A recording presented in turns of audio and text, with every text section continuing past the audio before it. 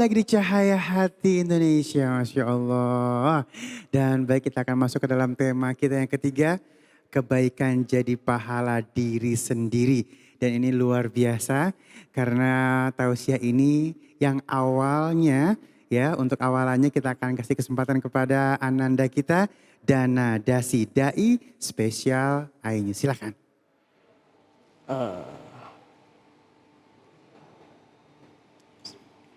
Bismillahirrahmanirrahim. Assalamualaikum warahmatullahi wabarakatuh.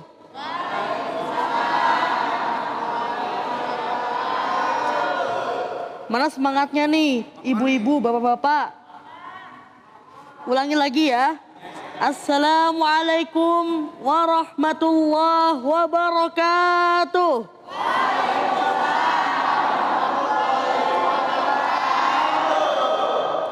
Alhamdulillah, alhamdulillah katsiran thayyiban mubarakan fih, kama yuhibbu rabbuna wa yardahu. Ashhadu an la ilaha illallah wahdahu la syarika lahu wan nabiyya ba'dah. Wa ashhadu annaka Muhammadan abduhu wa rasuluh.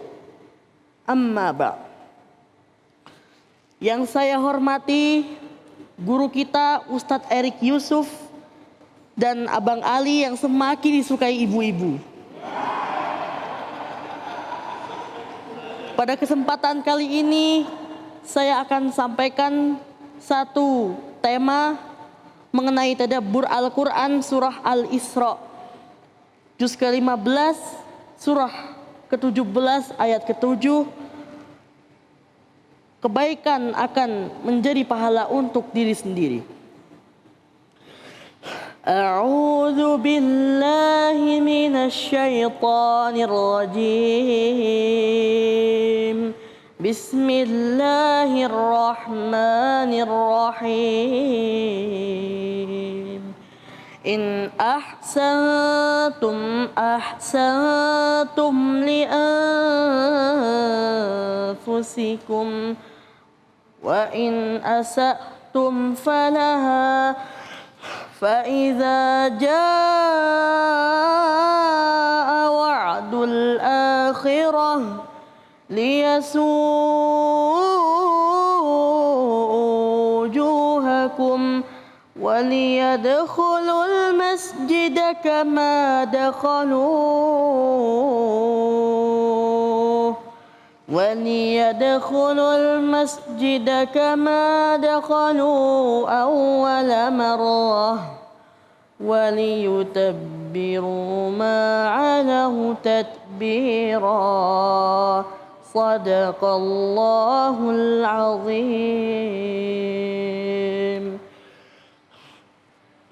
Jika kamu berbuat baik, maka kebaikan itu untuk dirimu sendiri. Dan jika kamu berbuat jahat, maka kerugian dan kejahatan itu untuk dirimu sendiri. Maha benar Allah dengan segala firman-Nya. Ayat ini jelas.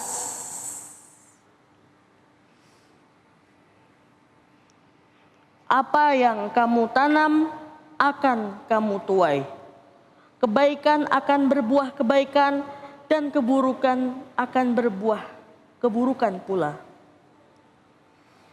Lantas bagaimana sikap kita terhadap orang yang senantiasa menjahati kita? Jawabannya ada di dalam hadis Rasulullah sallallahu alaihi wasallam. Ada sebuah riwayat Nabi Muhammad sallallahu alaihi wasallam yang dimana Rasulullah bersama dengan Zaid bin Haritsah hijrah dan menyebarkan ajaran Islam dengan berdakwah di negeri At-Taif, negeri yang jaraknya sekitar 80 km dari kota Mekah. Namun apa yang terjadi ketika Rasulullah SAW tiba di negeri At-Taif bersama dengan Zaid bin Haritsah? Dakwah Rasulullah SAW pun disambut dengan lemparan batu dan kotoran. Begitu berat ujian dan cobaan yang harus dihadapi Nabi dan Zaid. Maka kemudian Nabi dan Zaid pun berusaha untuk menyelamatkan diri, namun apa yang terjadi? Lemparan batu itu mengenai pelipis dan kaki beliau sehingga Nabi pun berdarah-darah. Maka Fatimah Az-Zahra yang melihat ayahnya pulang dalam kondisi yang penuh dengan darah dan kotoran, maka Fatimah pun bersedih dan menangis. Ketika tiba di Kolnun Manzil, Rasulullah Shallallahu Alaihi Wasallam mengadahkan wajahnya ke atas langit dan datanglah malaikat Jibril dan malaikat gunung menampakkan diri. Maka malaikat Jibril berkata, "Ya Rasulullah, sesungguhnya Tuhanmu mengizinkanmu untuk menimpakan 2 buah gunung terhadap para penduduk Taif yang telah berbuat keji terhadapmu ya Rasul." Namun apa jawab Rasulullah Sallallahu Alaihi Wasallam? "Jangan wahai malaikat Jibril, aku akan tetap memaafkan mereka. Biarkanlah aku memaafkan mereka. Dan aku akan mendoakan mereka agar suatu hari nanti kelak di antara anak keturunan para penduduk Taif mau memeluk agama Islam dan menjadi pengikutku." Dan akhirnya Allah Subhanahu wa taala mengijabah doa Nabi sallallahu alaihi wasallam. Dan akhirnya seluruh penduduk Taif pun memeluk agama Islam dan menjadi penjaga Islam. Contoh dalam kehidupan sehari-hari nih. Misalkan ibu-ibu kalau dijahatin sama orang lain, ibu-ibu jangan dendam ya. Ibu-ibu jangan bilang gini, "Pembalasanku akan lebih kejam wahai Kisana." Jangan bilang gitu. Lebih baik bersabar dan memaafkan. Ibarat pantun nih, wong sing sabar uripe bakal jembar. Wong sing ngalah uripe bakal barokah. Kira-kira kalau ditranslate dalam bahasa Indonesia nih, orang yang sabar hidupnya akan bahagia. Orang yang mengalah hidupnya akan berkah. Bapak-bapak juga nih, misalkan nih, kalau dijahatin sama istrinya tetap harus berbuat baik ya. Tapi kan istrinya pada baik-baik semua ya Pak ya? Ya nggak Pak? Amin. Allahumma amin. Baiklah, sebelum Dana mengakhiri tausiah kali ini, marilah kita semua bersolawat bersama-sama kepada suri tauladan kita Rasulullah Sallallahu Alaihi Wasallam supaya kita menjadi umatnya kelak di akhirat nanti. Bapak-bapak, ibu-ibu yang hadir di sini boleh ikutin Dana ya. Sallallahu ala Muhammad, sallallahu alaihi wasallam, sallallahu ala Muhammad, sallallahu alaihi wasallam. Ya Habibi ya Muhammad, ya arusal khafiqaini, ya Habibi ya Muhammad,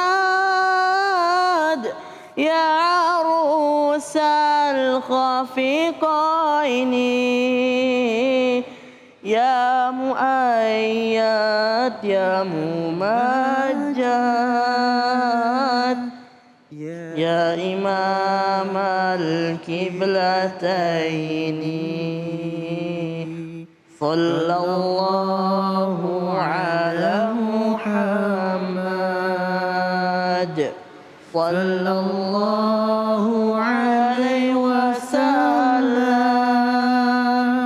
Sallallahu ala Muhammad. Sallallahu alaihi wasallam. Demikian yang dapat Dana sampaikan, mudah-mudahan bermanfaat bagi kita semua. Billahi taufiq wal hidayah wa afu minkum. Wassalamu alaikum warahmatullahi wabarakatuh. Waalaikumsalam warahmatullahi wabarakatuh. Enak nggak Bu, Pak Dana? Masya Allah Dana ya. Dana ahli sorga, amin. Kalau masuk sorga duluan jangan lupa ajak-ajak saya. Masya Allah ya, berkah ya Dana ya. Ya. Dana Dasi. Dan baik guruku yang dimuliakan Allah Subhanahu wa taala, Ustadz Eri Yusuf, mohon penambahannya nih. Jadi kalau misalnya kita sebarkan kebaikan, udah pasti kebaikannya buat kita juga. Kalau keburukan pasti balik lagi ntar keburukannya buat kita. Iya. Mohon ilmunya guru. Baik, Masya Allah Dana. Ya, doain Ustadz juga ya. Amin. Dana ini dicari sama semua orang. Semua orang mau bikin masjid, mau masak, mau apa carinya dana pasti. Iya bener. Bukan cuma mau ngaji doang. Ngaji udah pasti cari dana, tapi semua cari dana. Iya Ya? bener Masya guru. Allah. Jadi yang paling dicari di seluruh dunia adalah dana. Iya. In ahsantum anfisikum. In asad. Kalau kalian melakukan kebaikan, pasti kebaikan itu akan kembali kepada kalian. Nah ini sudah ditegaskan oleh Allah. Jelas kalau kita lihat ya, berbagai contoh di dalam Al-Quran. Ya, ketika Fir'aun misalnya, ketika dia sewenang-wenang, dia melakukan keburukan. Dia pikir itu untuk menegakkan atau memperlihatkan kekuasaannya yang besar. Kesewenangannya itu dia pikir dia itu ana rabbukumul a'la katanya. Saya ini Rob yang paling tinggi kata Fir'aun itu. Dia pikir dia bisa sombong. Ya, padahal kesombongan hanya milik Allah. Nah karenanya keburukan yang dia lakukan, kesewenangan yang dilakukan, itu semuanya hanya akan kembali kepada dirinya. Tetapi sebelum kembali kepada dirinya, enggak begitu juga. Allah tetap kasih kesempatan. Nah makanya nih ya, kalau orang-orang yang merasa melakukan yang buruk-buruk, ya, tapi terus kemudian belum balik tuh keburukannya sama dia, atau misalnya azabnya belum datang lah. Karena kan orang yang melakukan keburukan itu sebetulnya menantang azab sebetulnya. Belum datang, itu artinya apa? Allah lagi kasih kesempatan. Kayak Fir'aun. Fir'aun dikasih segala sesuatunya, udah kaya, udah sehat, cerdas, kekuasaan besar, tapi sewenang-wenang gitu ya. Dan dia tuh kemudian tidak bertobat, Allah sebetulnya masih kasih kesempatan. Diutuslah yang namanya Nabi Musa alaihissalam, betul kan? Kasih kesempatan. Dikasih kesempatannya juga bukan sekali. Nabinya juga khusus Fir'aun, karena dia keburukannya juga, ya Allah ya Rabb, ya keburukannya besar sekali. Dikasih nabinya juga dua. Nabi Musa dengan Nabi Harun alaihissalam, betul gak? Dua tuh nabi untuk ngingetin Nabi Musa, untuk ngingetin Fir'aun, untuk supaya Fir'aun balik tobat, kan gitu. Tapi ketika dia nggak mau dengar, akhirnya dia sendiri yang memilih keburukan kembali kepada dirinya. Jadi sesungguhnya itu intinya pemirsa, kitalah yang memilih dalam hidup ini. Wahadainahum najdain. Kita itu punya pilihan, dua pilihan. Pilihannya yang mana? Mau ulaikahum khairul bariyah atau ulaikahum syarrul bariyah. Mau jadi makhluk Allah yang sebaik-baiknya makhluk atau menjadi makhluk Allah yang seburuk-buruknya makhluk. Itu pilihan kita. Sebagaimana tadi ayat yang dibacakan oleh Dana tadi, ya. Apakah kebaikan yang kita akan lakukan karena kebaikan itu juga kembali pada kita, atau keburukan yang kita lakukan karena keburukan itu juga akan kembali kepada kita. Ingat, fama ya'mal misqala dzarratin khairan yarah wa ma ya'mal misqala dzarratin syarran yarah. Jadi semuanya bahkan seberat biji zarah, seberat butiran debu, dia akan kembali kepada diri kita. Nah, itulah makanya ya, ibu-ibu semuanya tadi dicontohkan Dana kasih ilustrasi nih, Rasulullah melakukan itu. Walaupun dilempar pakai batu semua berdarah, tapi Rasulullah nggak mau balas. Kenapa? Karena Rasulullah hanya ingin balasan dari Allah. Nggak mau Rasulullah itu kemudian memuaskan hatinya. Untuk apa? Untuk melampiaskan nafsunya. Kan gini, di sosmed ada orang yang nulis jelek sama kita. Kan biasanya apa? Kita jadi panas hatinya ya nggak? Malah dipersekusi orangnya, didatengin. Dia bilang jelek, kita lebih jelek lagi gitu ya. Dia ngomong kita jelek, kita ngomongin dia lebih jelek lagi, kan keinginannya begitu ya kan. Tapi itulah yang sebetulnya dilarang. Karena apa? Karena coba bayangkan. Sebetulnya kalau orang yang lagi ngomongin jelek sama kita, berbuat jelek sama kita, itu kan dia sedang mengambil dosa-dosa kita dan dimasukkan ke dalam dirinya. Betul gak? Sebetulnya kan kita yang senang ya kan? Iya kan? Nah kalau kita omongin jelek lagi, dosa dia kita ambil, kita masukin lagi ke kita. Jadi tuker-tukeran dosa. Mau begitu? Ya enggak lah, jangan ya. Nah, makanya udah. Pokoknya tadi kembali ke tema Ustadz yang tadi. Ikhtiar dalam kesabaran. Jadi harus sabar dan berusaha untuk tadi. La takdzob walakal jannah. Jangan marah, surga bersama antum semuanya. Insyaallah. Masya Allah, terima kasih guruku ilmunya. Tuh Bu, tambah banyak ilmu kita ya Pak ya. Tinggal diamalin. Dan baik sekarang setelah ini kita akan kasih kesempatan kepada jamaah yang ada di masjid dan jamaah yang ada di rumah untuk bertanya ya. Jangan kemana-mana, tetap bersama kami di Cahaya Hati Indonesia.